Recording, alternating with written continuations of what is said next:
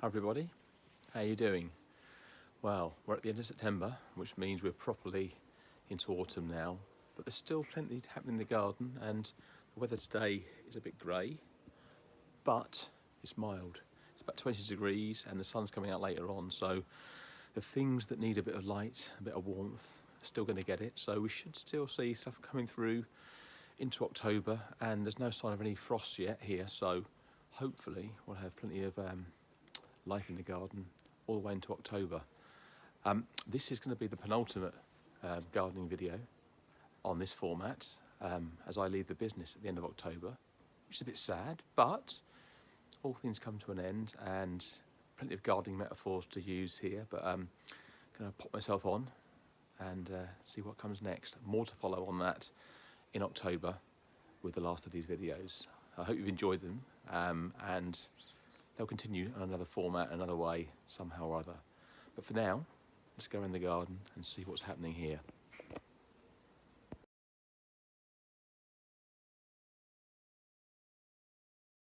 Well, let's start with some of the really good stuff that's happening in the garden now. So these are our quince, and if I stretch up, get one down here, they're lovely fruit. They're sort of halfway between an apple and a pear, and you get different shapes and sizes. Almonds look more like apples, they're a bit furry, and you take them off around about now, leave them for a few days to ripen, and then either put them in crumbles, or if you're cooking something like a Persian dish, they go really nicely in there as well. But give them a go, and you can't buy them, many of them in shops, but they really are nice, and they're very different to apples and pears in terms of the taste. Beneath that, and they're great to underplant as well, we've got our Fatsia japonica there, looking really healthy, and a bit of holly. We've got our next door neighbour's plants coming through. I think these are Tagetes, but I don't know. Sorry if I get that one wrong. We've got our ferns and the different types of ferns. We've got a tomato in here somehow, that wasn't part of the plan. And then we planted out our Impatiens. So this is the one you see in the house every now and then. The parrot plant, and it's done really, really well in the weather we've had here. Now, as soon as the frost come, it'll be a goner. So we're going to try, if we can, to really mulch its base and make sure that it's protected. But we know probably that it will go, unfortunately. But for now, it's been nice to have it in this spot here. And pulling out the teasel here. The teasel are totally done now. We're going to leave them up though, because the birds really like them, and the seeds. And if I just give one a little shake to my hand here, watch out, because they are extremely prickly.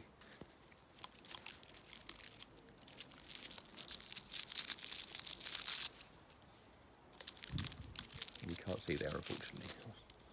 Live TV and all that. But the seeds come out of these, so we've started to take our seeds out, so we can plant some for next year. If you look back into the house, we've done a bit of planting with them as well, so we've taken some of those seed heads and popped them into a vase, and they look really nice, alongside some of our produce, which is really nice. Right, back into the garden.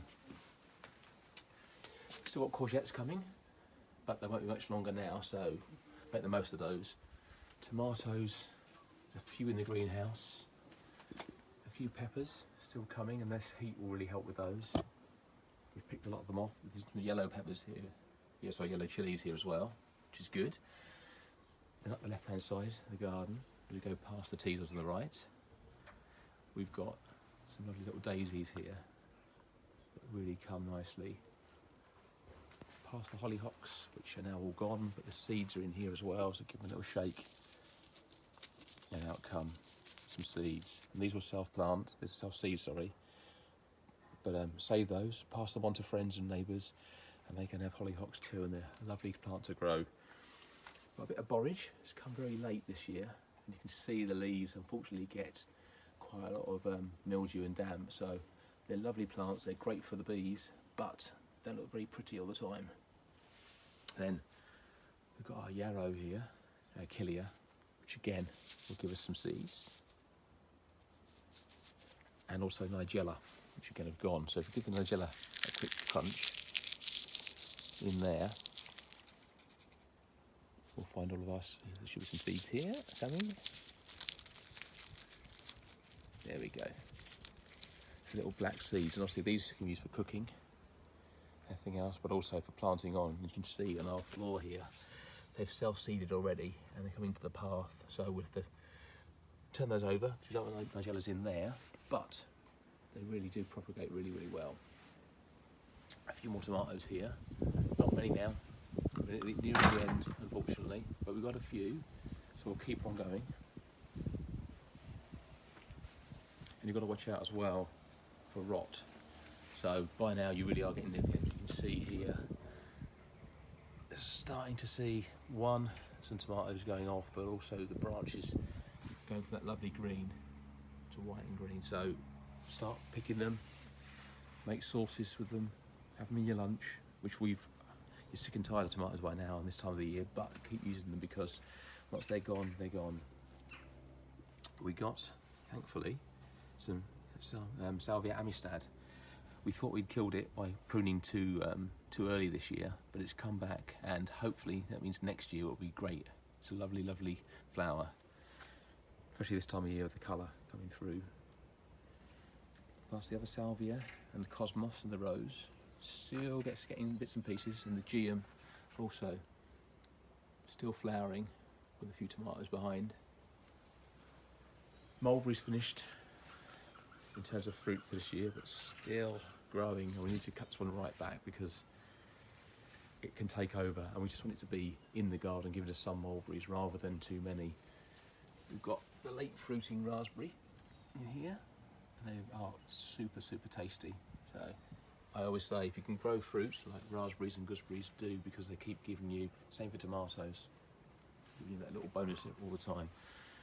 Rosemary looking good and still flowering, as is the bay, about to flower. We're still getting some strawberries, again late flowering strawberries, so that's nice on the breakfast in the mornings, but again that's diminishing returns as we get to this later part of the year. A few more tomatoes, of course. Everything else is sort of dying back now, as you can see. The petunias are gone really, but out the back, I thought I'd just share with you a good old friend every year. There it is. A sort of sideshow bob plant. These are so good in terms of the colour and the shape this time of year. They're just about to go over.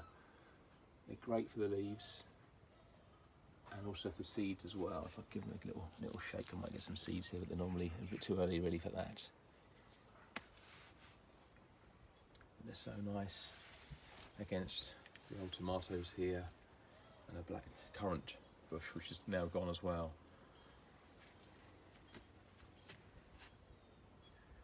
And back into the garden to finish on a lovely dahlia, which is one of those plants that just can't beat a dahlia really. Shut the fence up, the gate up, so moving past, this one needs a cutting back, but the dahlia still doing really well, and last video I obviously showed you to prune those, but they're still doing really, really well, and not too much dampness or mildew on these, so they may keep going until the first frost.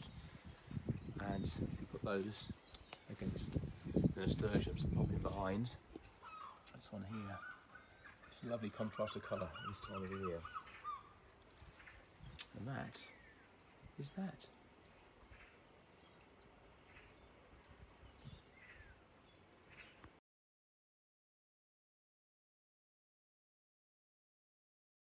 Well, thanks for watching today. A longer video than usual, lots to show even though things are declining. Hope you enjoyed that, and I'll be back at the end of October for the last one of these. As I say, I will explain more in a little note, and if you want to keep following me, I'll also send you a link to where I'm be going next. But for now, thanks for watching, stay well, and speak soon.